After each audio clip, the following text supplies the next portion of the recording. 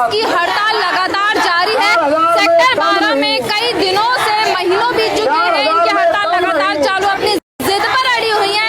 अभी तक इनकी मांगे पूरी नहीं हुई है, इसलिए आज यहाँ पर ये पीके चौक पर प्रदर्शन कर रहे हैं। इसके बाद रैली निकाली जाएगी। एक बार जानेंगे वर्कर्स से, जो आशा वर्कर्स है लगातार जो सरकार के खिलाफ नारे लगा रही हैं, क्या है पूरा मामला। आज यहाँ पर इनसे मिलने के लिए यहाँ पर पहुंचे हैं। SIPF की सुविधा देनी होगी। हरियाणा सरकार मुर्दाबाद, केंद्र सरकार मुर्दाबाद, मोदी सरकार मुर्दाबाद। आवाज दो। देखिए झंडे यहाँ पर ले रखे हैं, लगातार सरकार के खिलाफ नारेबाजी की जा रही है। तो हमसे टकराएगा। 26,000 न्यूनतम वेतन लागू करो। 26,000 न्यूनतम वेतन लागू करो। सरकारी कर्मचारी घोषित करना होगा। सरकारी कर्मचारी घोषित करना होगा। हमारी एकता जिंदाबाद। हमारी हड़ताल कामयाब। हमारी हड़ताल कामयाब। देखिए आप यहाँ देख सकते हैं, आशा वर्कर्स भारी संख्या में यहाँ पर पहुंची हुई हैं और लगातार अपनी मांगों को लेकर अड़ी हुई हैं। भारी संख्या में यहाँ पहुंचे हुए हैं, प्रदर्शन कर रहे हैं। क्या ये पिछले 8 अगस्त से आशा वर्कर 20,000 प्रदेश की हड़ताल पर है। और ये जो सरकार नारे देती है महिलाओं के बारे में, बेटियों के बारे में, बेटी बढ़ाओ बेटी बढ़ाओ, उसका जीता जागता प्रूफ है कि सरकार के मुखिया या स्वास्थ्य मंत्री, उनके पास बातचीत करने का भी समय नहीं है। पिछले दिनों 33% आरक्षण के नाम पर बड़े ढिंढोरे पीटे गए कि सरकार को महिलाओं के प्रति बहुत चिंता है। ये वही महिलाएं हैं, ये मेंबर पार्लियामेंट की टिकट नहीं मांग रही।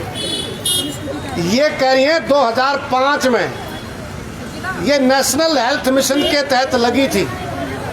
17 साल के बाद भी ना कर्मचारी है ना मजदूर है, ना मजदूर की तनख्वाह है और ना ही सरकारी कर्मचारी का वेतन है। मात्र 4,000 रुपये, और ये भी 2018 में संघर्ष के बल पे हासिल किया। उसके बाद एक पैसे की बढ़ोतरी नहीं की। 4,000 इस हाथ से दिए और हम कह रहे चलो मजदूर इनको सरकारी कर्मचारी बना दो, वो भी नहीं बनाएंगे, ये तो वॉलंटियर हैं। हम कह रहे सरकार से ऐसे वॉलंटियर आप करके दिखाओ ना थोड़ा सा, को सारी जिम्मेदारी हमारी थोड़ी है। और रिटायरमेंट पर 60 साल में रिटायरमेंट कर देंगे।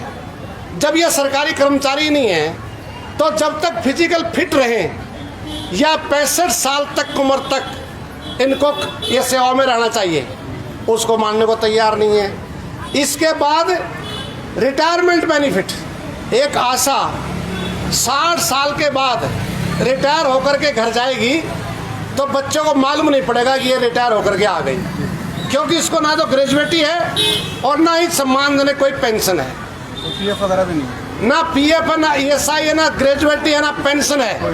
मतलब इस देश में ऐसा कोई व्यक्ति होगा जिस पे ऊपर कोई लेबर लॉज इम्प्लीमेंट नहीं होता हो। ये आशा वर्कर इस पर कोई नहीं लागू होता। सर केंद्रीय मंत्री कृष्ण पाल गुर्जर के घर का भी घेराव किया था। सेक्टर 12 में भी कई बार प्रदर्शन कर चुके हैं, ज्ञापन दे चुके हैं, कोई सुनवाई 58 दिन आज हो चुके हैं, लेकिन उसके बावजूद कोई सुनवाई नहीं हुई। तो आगे के कदम क्या रहने वाले? आगे सुनवाई करनी होगी, आगे सुनवाई करनी होगी। जब तक सुनवाई नहीं होगी, जब तक ये हड़ताल जारी रहेगी। और सरकार ने पूरी ताकत लगाई। कृष्ण पाल जी की कह रहे हैं 2 बार कृष्ण पाल जी के पास जाए, उन्होंने कहा था, कोई अल्टीमेटम नहीं दिया सर आपको? कितने उनको उनके जो पीए हैं भाटला जी, उसने कहा था कि हम जनप्रतिनिधि का फर्ज निभाएंगे, मुलाकात कराएंगे और फिर मुख्यमंत्री से बात कराएंगे। लेकिन उनके पास भी समय नहीं है। आज सीमा त्रिखा जी के पास जा रहे हैं, उनके पास समय नहीं है, मालूम है, अभी मालूम पड़ेगा। पंडित मूलचंद शर्मा जी के पास जाए हैं, नीरज शर्मा जी के पास जाए हैं। सारे जनप्रतिनिधि जो यहाँ से चुन करके भेजे थे, उन सब के पास जाए। अब जब समय आएगा जब ये हमारे पास आएंगे तो तब आशा वर्कर इनको भी जवाब देंगे कि तुम्हारे घर पे आए थे, तुमने हमारी कोई सुनवाई नहीं करी। इसलिए गुस्सा है, आक्रोश है। हम सरकार से कह रहे हैं कि 8 अगस्त से हड़ताल पर हैं। अरे प्रदेश के मुखिया जी कम से कम इनके नेताओं को बुला कर के ये तो पूछते कि तुम क्यों हड़ताल कर रहे हो। मांगों का छोड़ दो, लेकिन ये पूछना भी जरूरी नहीं समझा। सरकार सत्ता के नशे में है, ये नशा टूटेगा। अहंकार जो है रावण का भी चला गया। निश्चित तौर से सरकार अहंकार में डूबी हुई है। अड़ियल रवैये के कारण ये हड़ताल लंबी खींचती जा रही है। हेल्थ डिपार्टमेंट आप देखेंगे, जच्चा बच्चा का जो एक काम करते थे या और बेकार करते थे, आज सारा काम ठप पड़ा हुआ है। जब काम करते थे आशा ने ये नहीं करा, आशा ने वो नहीं किया, अब कौन कर रहा है उस काम को। लेकिन सरकार को हेल्थ सर्विसेज की चिंता नहीं है कि वो प्रभावित हो रही हैं। उनका तो जो अहम है वो बड़ा है। इसलिए जब तक इन मांगों का समाधान नहीं होता, हड़ताल जारी रहेगी और सरकार को इनकी मांगों को मानना पड़ेगा। इसके अलावा कोई शॉर्टकट नहीं। देख सकते हैं यहाँ पर जो आशा वर्कर्स हैं यहाँ पर जो लगातार सेक्टर 12 के बाद अब जो है यहाँ पर पहुँची हैं।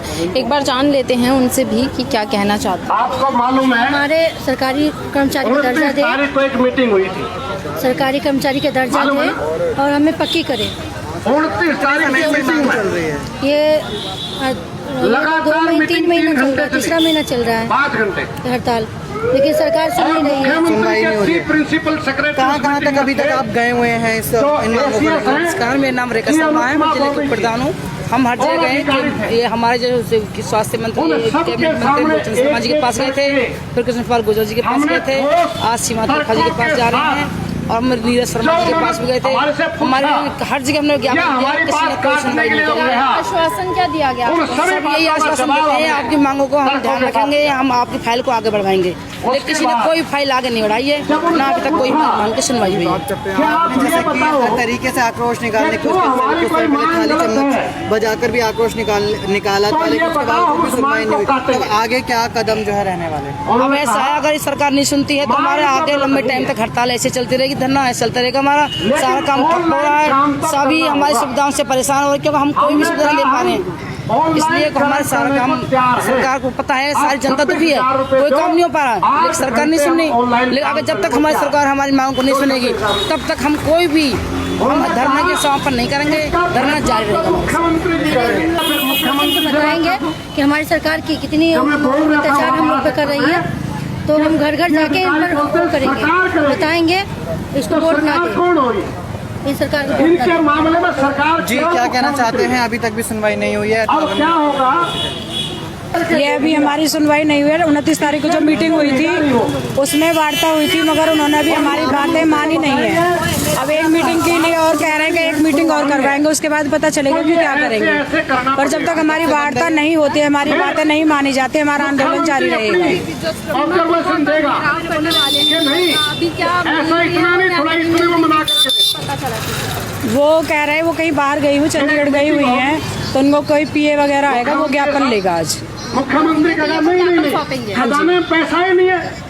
देख सकते हैं यहाँ पर तमाम आशा वर्कर सब सेक्टर 12 के बाद बीके पहुंच गए हैं और आज जो है विधायिका सीमा त्रिखा जो बड़कल की हैं उनके घर का घेराव करेंगे, उनको ज्ञापन सौंपेंगे। लेकिन यहाँ पर जो सीमा त्रिखा जो है विधायिका वो नहीं है, इसलिए उनके जो पीए हैं उनको ज्ञापन सौंपा जाएगा, ये उनको ज्ञापन सौंपेंगे। आप देख सकते हैं यहाँ पर आशा वर्करों ने जो है सड़क घेर ली है, सड़क पर जो है झंडे लेकर बैठी हुई है और तमाम आशा वर्कर्स यहाँ पर मौजूद हैं।